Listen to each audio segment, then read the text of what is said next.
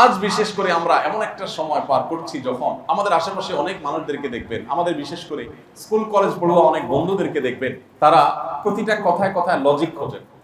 কোরআন এবং হাদিসে আল্লাহ এবং তার রাসূল নির্দেশ করেছেন আনুগত্যের জন্য, মাথা নত করার জন্য এটুকু তাদের কাছে যথেষ্ট না। তারা খুঁজতে থাকেন যে না, লজিক কি আছে, যুক্তি কি আছে, আমার বুঝে আসলে তারপর মানবো, না হলে আমি মানবো না। এরকম একটা টেন্ডেন্সি আমাদের অনেকের মধ্যে। তারা মোটেও আল্লাহ তাআলার দাসত্ব করছেন না, তারা মোটেও আল্লাহর গোলাম না, তারা নিজের বিবেক বুদ্ধি, নিজের লজিক এবং যুক্তির গোলামি করছেন। ঈমান হলো আমার বুঝে আসুক আর না আসুক, আমি আল্লাহর আদেশ এবং নিষেধের কাছে মাথা নত করলাম, কারণ আল্লাহর সব আদেশের রহস্য এবং বাস্তবতা, যৌক্তিকতা আমার বোঝা মোটেও সম্ভব না।